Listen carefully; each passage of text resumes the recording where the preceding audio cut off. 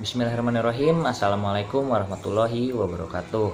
Sebelumnya perkenalkan, nama saya Ilham Akbar Darmawan, NIM 119707039 dari jurusan Teknik Elektro angkatan 2019. Pada video kali ini saya akan sedikit mensimulasikan sekaligus memaparkan sedikit materi dari modul ke-7 mengenai unit quiz dan efek aliasing. Video ini bertujuan untuk memenuhi salah satu syarat tugas ujian akhir semester mata kuliah praktikum PSD. Mungkin langsung saja kita ke pemaparan materi dan simulasinya. Di video kali ini saya akan mencoba melakukan beberapa simulasi percobaan. Dan untuk simulasi percobaan yang pertama, saya akan mencoba mensimulasikan sebuah percobaan mengenai teorema Nyquist. Di sini saya sudah membuat kode programnya.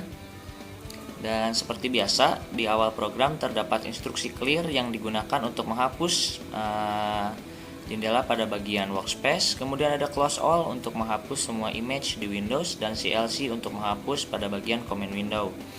Kemudian dideklarasikan nilai-nilai di mana untuk rentang T-nya yaitu selama 1 detik atau dari 0 sampai 1 seperti pada instruksi yaitu T sama dengan 0,0011.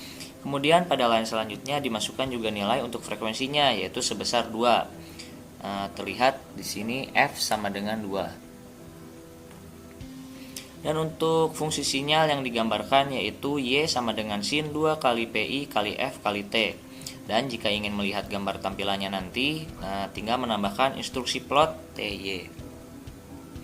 Kemudian pada line selanjutnya dideklarasikan juga nilai rentang T-nya yaitu T1, 01, F1.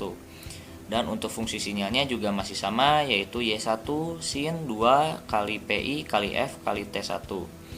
Dan jika ingin menampilkan atau menggambarkan hasil grafiknya, tinggal ditambahkan instruksi plot T, Y, T1, Y1, min 0. Kemudian pada line selanjutnya juga terdapat instruksi yang tidak jauh berbeda ya, seperti sebelum-sebelumnya. Dideklarasikan nilai untuk rentang T yaitu T2 01 2 kali F1. Artinya frekuensi samplingnya sebesar 2 kali lipat frekuensi aslinya, dimana nantinya data yang akan dicuplik itu sebanyak 5 karena 2 kali F itu sebesar 4. Serta untuk fungsi sinyal yang akan ditampilkan juga sama saja, hanya saja dirubah variabelnya yaitu Y2 sin 2 kali PI kali F kali T2. Serta seperti biasanya fungsi untuk menggambarkan grafiknya tinggal menambahkan instruksi plot T, Y, T2, Y2, min 0. Untuk line terakhir yaitu terdapat instruksi yang tidak jauh berbeda. Untuk nilai rentang T-nya dideklarasikan T3 0 1 dalam kurung 2,5 kali F kali 1. Artinya frekuensi samplingnya sebesar 2,5 kali lipat, 2,5 kali lipat frekuensi aslinya, dimana nantinya data yang akan dicuplik itu sebanyak 6 karena 2,5 dikali F itu sebesar 5. Sehingga nantinya data cupliknya sebanyak 6, serta untuk fungsi sinyal akan ditampilkan juga sama saja yaitu Y3 sin 2 kali PI kali F kali T3. Dan untuk menggambarkan atau untuk menampilkan sinyal grafiknya nanti digunakan fungsi plot TY T3 Y3 min 0. Mungkin di sini kita akan coba untuk menjalankan. Sini terdapat 3 figur. Mungkin kita lihat dari figur yang ketiga dulu. Frekuensi sampling 2,5 kali frekuensi sinyal dengan jumlah data 6. Kemudian untuk figur 2, frekuensi sampling 2 kali frekuensi sinyal dengan jumlah data 5. Dan yang terakhir frekuensi sampling dengan frekuensi sinyal dengan jumlah data 3. Mungkin selanjutnya untuk percobaan kedua saya akan mencoba masih sama untuk percobaan teorema Nyquist hanya dengan menambahkan variasi frekuensi sampling. Di sini saya sudah membuat kode programnya.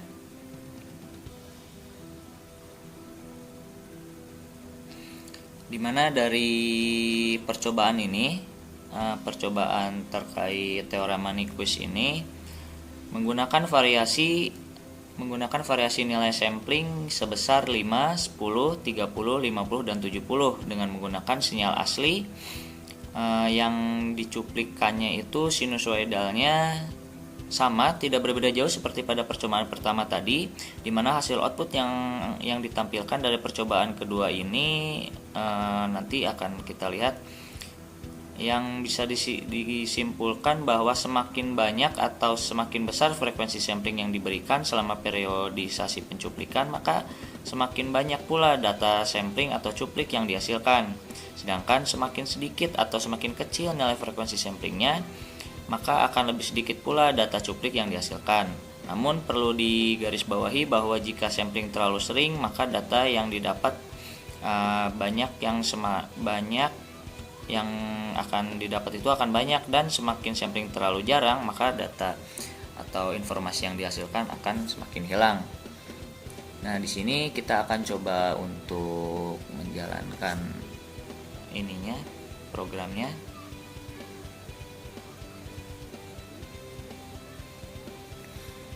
Sini mungkin seperti yang tadi seperti yang tadi saya sudah jelaskan, bahwa semakin besar frekuensi sampling yang diberikan selama periodisasi pencuplikan, maka semakin banyak data sampling atau cuplik yang dihasilkan. Begitupun sebaliknya. Bisa kita amati semakin besar nilai frekuensinya, maka jumlah data yang dihasilkannya pun akan semakin banyak. Di sini untuk figur 5, frekuensi samplingnya 70 kali frekuensi sinyal, menghasilkan jumlah data 141. Kemudian untuk frekuensi sampling 50 kali frekuensi sinyal, jumlah data 101. Kemudian untuk frekuensi sampling 30 kali frekuensi sinyal, jumlah data 61. Untuk Fs 10 kali frekuensi sinyal, jumlah datanya 21. Dan yang terakhir frekuensi sampling 5 kali frekuensi sinyal, jumlah datanya 11. Dan mungkin langsung saja kita ke percobaan yang terakhir. Nah, pada percobaan terakhir ini kita akan mencoba mensimulasikan tentang percobaan efek aliasing. Di sini saya sudah membuat kode programnya mengenai efek aliasing ini, yang dimana untuk menganalisis efek aliasing ini kita sudah membuat ini programnya. Jadi pada efek aliasing ini banyak variasi nilai yang digunakan, di mana hal itu ditunjukkan dalam instruksi F1 sama dengan 1, F2 sama dengan 2, F3 sama dengan 5, F4 sama dengan 10, F5 sama dengan 15, F6 sama dengan 18, F7 sama dengan 19. Di mana F1 yang tadi itu digunakan untuk fungsi X1. X1 sama dengan sin 2 kali PI kali F1 kali T. F2 juga digunakan untuk X2 sama dengan sin 2 kali PI kali F2 kali T, dan seterusnya juga untuk mengikuti jalurnya. Untuk nilai rentang waktu selama 1 detik, di mana pada kode program ini dideklarasikan T sama dengan 0, 1, Fs 1. Dan untuk menggambarkan atau memplot atau menampilkan grafik sinyalnya digunakan instruksi plot Tx1 min 0, Tx2 min 0, Tx3 min 0, Tx4 dan seterusnya, di mana ditampilkan berupa titik-titik sampling tiap fungsi yang berbeda. Sedangkan untuk sintak yang digunakan legend 1 Hz, 2 Hz, 5 Hz, 10 Hz, 15, 18, 19 Hz. Yang mana ini adalah untuk menggambarkan penjelasan garis dilengkapi dengan sampel garis yang dijelaskan. Nah, mungkin kita akan coba jalankan dulu untuk efek aliasing ini programnya.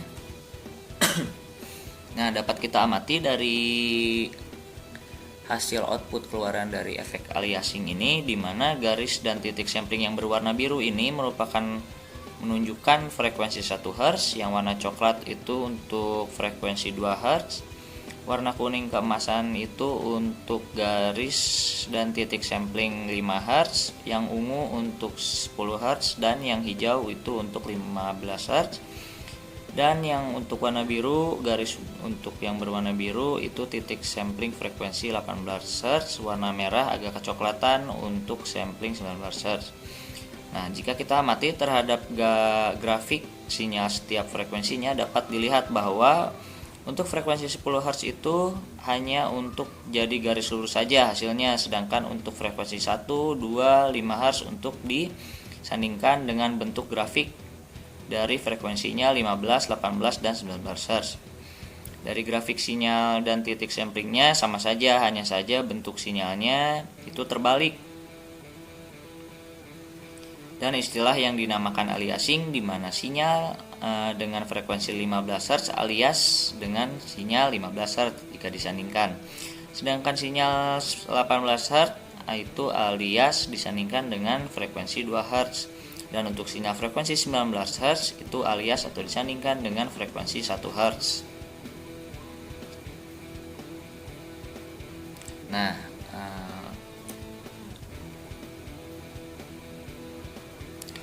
oleh karena itu, untuk efek aliasing ini mengakibatkan sinyal dari frekuensi yang berbeda menjadi tidak dapat dibedakan satu sama lain. Komponen frekuensi yang tinggi dari spektrum sinyal mengambil identitas frekuensi yang lebih rendah dalam spektrum sinyal sampel. Nah, mungkin segitu saja untuk 3 kali percobaan simulasi ini. Dan jika kita analisis dari beberapa percobaan yang telah tadi kita lakukan, dapat disimpulkan bahwa semakin banyak atau semakin besar frekuensi sampling yang diberikan selama periodisasi pencuplikan, maka semakin besar pula data sampling cuplik yang dihasilkan. Sedangkan semakin sedikit atau kecil nilai frekuensi samplingnya, maka akan lebih sedikit pula data cuplik yang dihasilkan. Namun perlu diingat bahwa jika sampling terlalu sering, maka data yang didapat akan banyak, dan semakin sampling terlalu jarang, maka banyak informasi yang hilang. Dan untuk yang terakhir, untuk efek aliasing itu sendiri mengakibatkan sinyal dari frekuensi yang berbeda menjadi tidak dapat dibedakan satu sama lain. Komponen frekuensi yang tinggi dari spektrum sinyal mengambil identitas frekuensi yang lebih rendah dalam spektrum sinyal sampel. Serta untuk solusinya yaitu harus merujuk dengan frekuensi Nyquist, di mana frekuensi sampling 2 frekuensi maksimal. Nah, mungkin itu saja yang dapat saya paparkan sekaligus saya simulasikan mengenai Nyquist dan efek aliasing ini. Terima kasih, mohon maaf bila ada kesalahan dalam penyampaian. Wassalamualaikum warahmatullahi wabarakatuh.